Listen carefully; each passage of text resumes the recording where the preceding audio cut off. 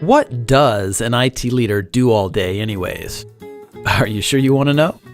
Okay. Meet Bob. Bob is a CTO in Chicago. So the CEO tells Bob that they're opening 2 new office locations in 2 months. So Bob needs to get them running in 8 weeks. And of course, Bob is already drowning in a sea of other projects.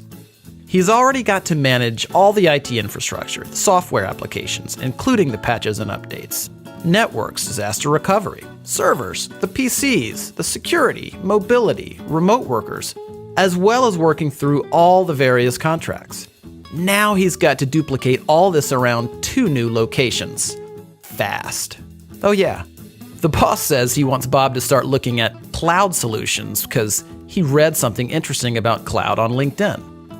Bob finds out his current vendor doesn't provide service in one of the new locations.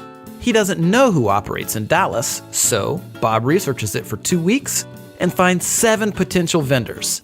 7 potential vendors. And time is running out.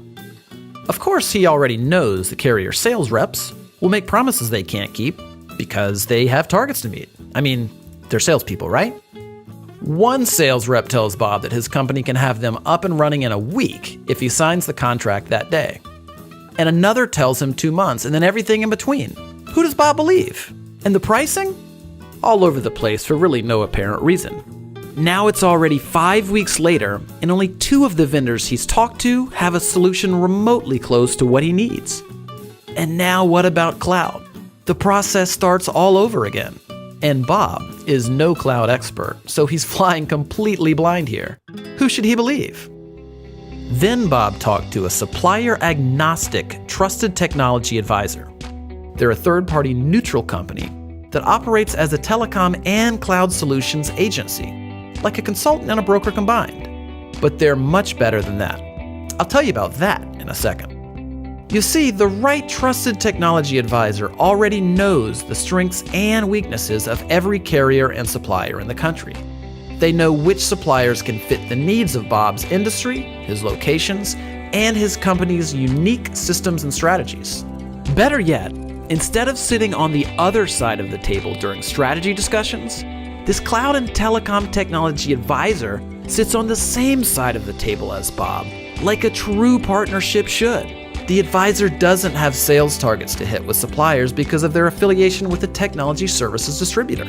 They can choose from dozens or even hundreds of suppliers with no obligation or incentive to choose one, meaning Bob gets the best solution for his company, not for the salespersons. In short, the advisor cares less about selling Bob something and more about helping Bob find the right solution. When there's a problem, Bob calls his new vendor-neutral technology partner, not a customer service representative. Escalations get prioritized for Bob. Since the technology advisor is a business, not a job-hopping sales rep, they're investing in Bob and his company for decades. And Bob literally has one phone to call when problems arise.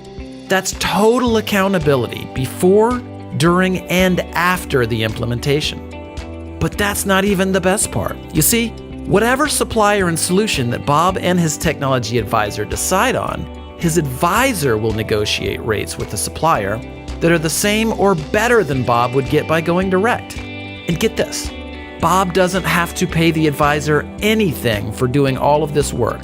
0. The advisor partner gets paid by the supplier as if they would pay one of their own sales reps. Well, better actually. So Bob gets all of the service, strategy, accountability, trust, and optimal solutions at 0 cost. And because the advisor is invested in a long-term relationship with Bob, something that their own business success depends on, this means they're more accountable to Bob. So everybody wins, including the supplier who gets more business without having to manage salespeople. It's how business is evolving in IT and telecom. So do you want to get all of these benefits of working with a no-cost cloud and telecom technology advisor? Call us today and let's get started.